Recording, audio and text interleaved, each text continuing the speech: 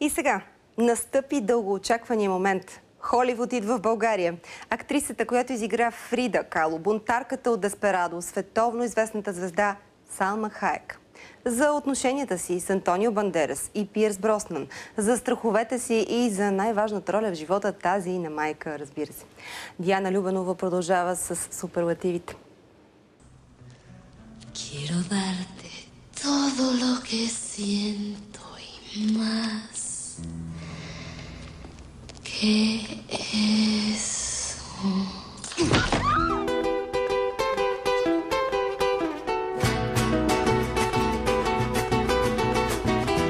Soy un hombre muy honrado que me gusta lo mejor. A mujeres no me falta ni el dinero ni el amor. Jineteando en mi caballo por la sierra yo me voy. Las estrellas y la luna ellas me dicen dónde voy.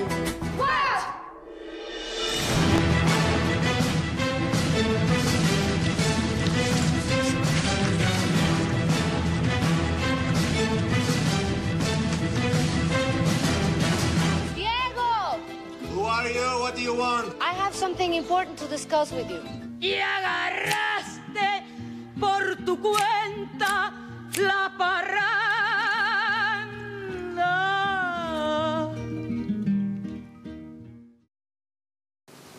Уважаеми зрители, имам удоволствието да ви срещна с една истинска звезда.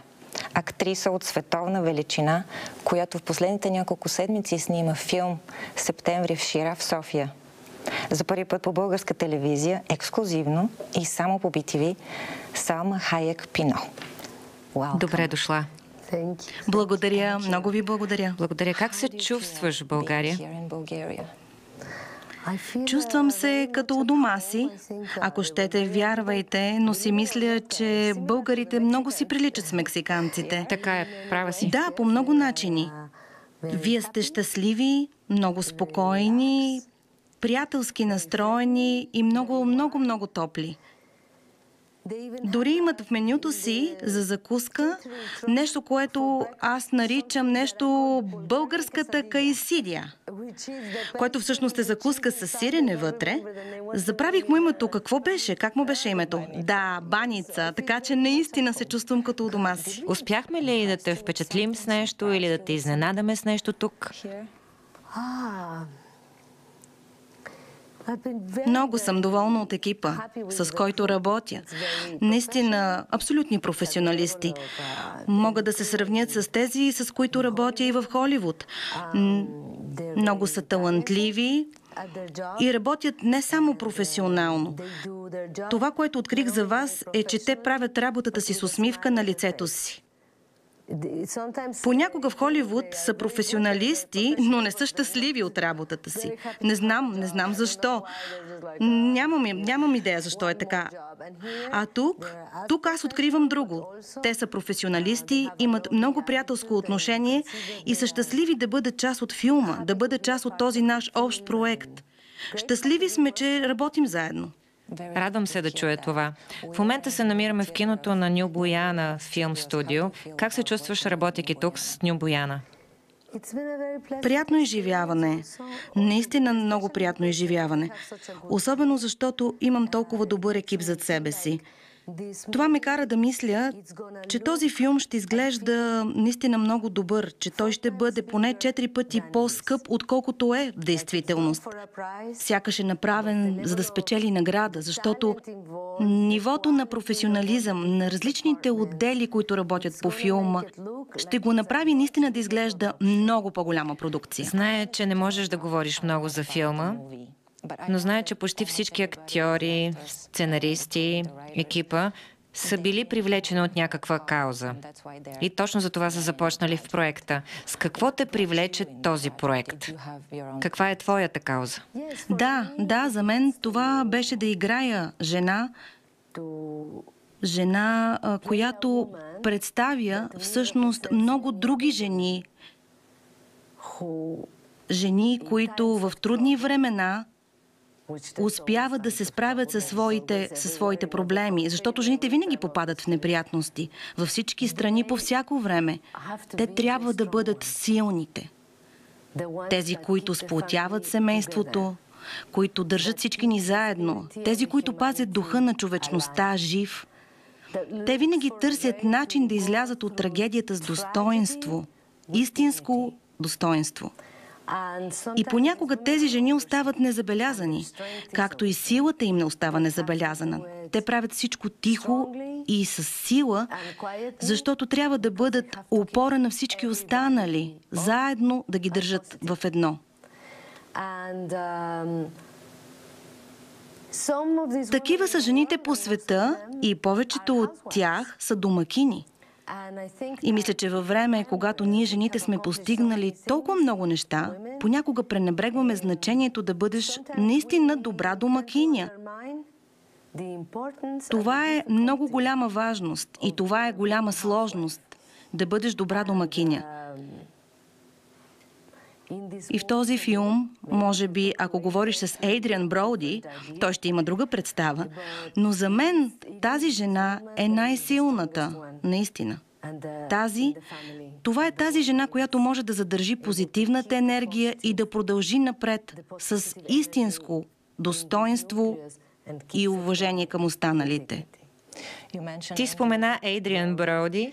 Работила си с най-големите професионалисти в бизнеса и много привлекателни актьори в света. Как е да работиш с тях? О, имам един такъв. Да, така имаш Антонио Бандерас. Какво да направя сега? Да говоря за всички тях по-малко или само за Ейдриан? Да, моля те, ако обичаш. Работила съм с Антонио Бандерас около 8 пъти. И наистина чувствам, че Антонио ми е като братовчет. Да. Част от семейството. Да, като част от семейството. Не просто като друг актьор, а като братовчет. Обичам да работя с него. Той има такъв дух. Обичам много София, между другото. Правил е много филми тук. Да, знам. И наистина знам от него, че много му харесва тук. Какво ще кажеш за Пиърс Броснан? Обичам го. И аз го обичам. Пиърс Броснан, просто и аз го обичам. Той е такъв джентълмен. Толкова е забавно да се работи с него. Работила съм с него 2 пъти. И последният път, когато работихме заедно, мисля, че беше, може би, преди около година, може би и малко повече, не съм много сигурна, но беше ни много тъжно и си мислихме колко ли време ще ни трябва да чакаме, за да работим отново. Толкова ни беше забавно да работим заедно. Знам, че имаш много интересна целувка с него. Или пропусната целувка. Можеш ли да ни разкажеш тази история? О, да. Обичам тази история, извинявай. Това не беше целувка, беше прегръдка. Имаше една сцена в един филм преди много време с режисьора Брет Раднер. Казваше се "След залеза", това беше нашия проект. Може би наистина беше целувка сега, когато се замисля. Ние сме в леглото с Пиърс, прегръщаме се, той е мой съпруг. И в този филм камерата гледа към него, аз обаче съм зад него. И тази сцена аз трябваше да го галя, да правя нещо с косата му, а той говореше в този момент по телефона. И след като приключи, трябваше да се обърне и да ме целуне. Но ние решихме да си направим шега с него. Режисьорът на филма Брет Раднер трябваше да видите в този момент. Ще покажем тази сцена. Той изобщо не изглеждаше като мен. Ние се сменихме последната минута и той се гушкаше в Пиърс, а Пиърс въобще не знаеше. Но се чувстваше много добре. И в един момент реши да се обърне и да ме целуне. Обърне се и видя лицето на Брет. Направо полудя. Беше много, много добра шега. Всички много се смяхме. Наистина много добра шега. Правиш ли някаква по-специална подготовка, когато се готвиш за филмите? Правиш ли някакви жертви? Да, всъщност да. Всеки филм иска своите жертви. Това важи особено много за жените. Хората нямат представа, но наистина ти трябва да се справиш с семейството, с графика на близките ти хора. Трябва наистина много жертви и хората не могат да си представят колко трудно е това. Особено за момичетата. Знаеш как е, трябва да пазиш диети. Въобще, в момента, в който почне филма, всичко започва да бъде много тежко за теб. Но сега, когато се замислям, може би най-трудното нещо, което съм правила е преди много време във филма От здраж до зори, когато аз танцувах с змия. Да, всички сме гледали този танц. Змиите са най-големият ми страх и най-голямата ми фобия. Трябваше да преодолея това, което всъщност беше най-страшното за мен. Най-големият ми страх заради тази сцена. Беше наистина голяма змия. Беше голяма змия, да. И затова трябваше да науча как да премина в нещо като транс. Почти като... Медитация. Да, като медитация, но наистина да можеш да го направиш като все едно не си там, почти като в самохипноза. Бях наистина някъде другаде в този момент и трябваше да импровизирам в танц. Танца беше импровизация? Абсолютно. Аз не знаех какво ще направи змията. Спомням си, че тя преминаваше през косата ти. Да, трябваше само да танцувам с нея и не само това, трябваше да следвам нейните движения непрекъснато. Знаеш, и четох, че за филма Фрида, за който беше номинирана за Оскар, за него е трябвало да обръснеш мустачките над горната си устна. Вярно ли е? Или е слух? Не. Това е вярно. Правихме този филм с една много известна компания. Продуцент на филма беше Харви Уайнстейн, както знаете. Фрида има малко мустаче, а той категорично забрани да използваме фалшиви мустаци като грим. Казваше никакви мустаци. Така аз започнах да се бръсна, защото ми казаха, като се бръснеш, ще ти пораснат повече косми и ще изглежда естествено.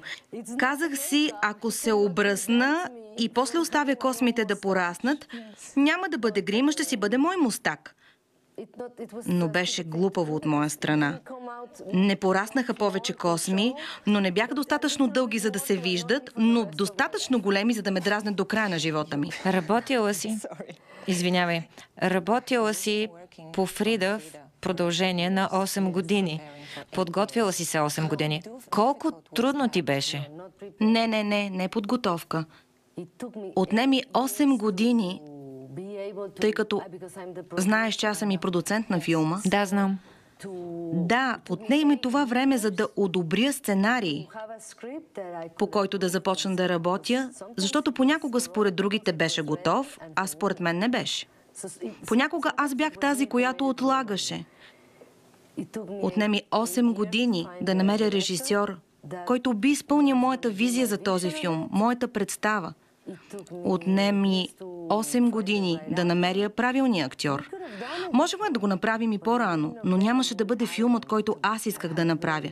Имах много специфично виждане за това какъв точно филм правя. Ето защо отне ми толкова време. Проучването... Чакай да помисля. Проучването. Отне ми поне 15 години или повече. Може би повече. Аз я открих, когато бях на 14 години. А дълбоко влюбена вече и обсебена от Фрида бях на 19. Направих филма, когато бях на около 30. Така че проучването беше много дълго. И после, когато всичко започна,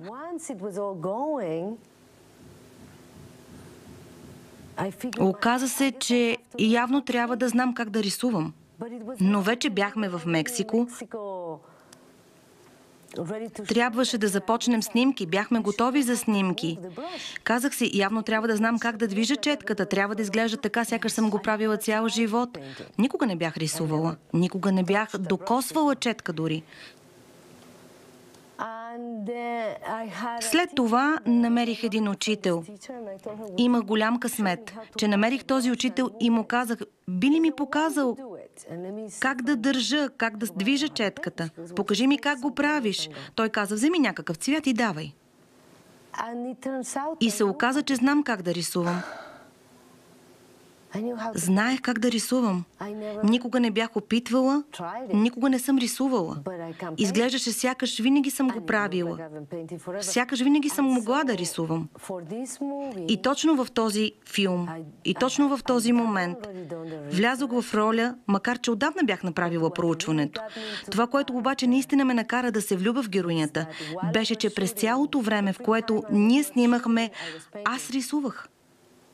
И когато рисувам във филма, това не е картина на друг художник или някой друг да рисува. Това е картина, рисувана от мен. Какво направи с тези картини? Не знам. Имам 2, които направих в свободното си време и които не са реплика, но са картини, които мисля, че и Фрида би нарисувала. Те са автопортрети, комбинация между нейното и моето лице. На една от тях имам дълга шия и нарисувах образа на Диего, заседнал на гърлото ми. Нали знаете как е, когато не можеш да се разплачеш, когато има нещо заседнало в гърлото ти? А на другата картина косата е пусната, тя има една кървава сълза на лицето си и косата се превръща в гора, в много тъмна гора. Тези картини са, които пазя. И когато някой идва на гости, ми казва: "О, ти имаш картини на Фрида Кало." И аз отговарям: нещо такова. Само колко е трудно? Фалшива Фрида Кало. Колко е трудно да бъдеш актриса в Холивуд? Дошла си от Мексико и не си говорила много добър английски. Аз все още не говоря много добър английски. Не, наистина си прекрасна, повярвай ми. Но как успя? Не знам как стана това. Не е само едно нещо, това са много малки неща всеки ден и е много трудно да се даде рецепта за успех. Не знам дали има човек, който е успял и знае точно как го е направил. Знам, че беше много трудно. Но всеки ми казваше: абсолютно невъзможно е. Така че много трудното вече беше добра новина. Всеки ми казваше: ти си мексиканка, невъзможно е. Така че това, че ми беше много трудно, беше по-добре от това, което те очакваха от мен. А след това пък всеки ми казваше: да знаеш, на 30 кариерата свършва. Аз съм на 47 в момента. И все още работиш усилено и правиш филм след сега филм. Е по-лесно. Наистина по-лесно? По-лесно ми е, да. Наистина сега ми е по-лесно, защото вече не го искам толкова много.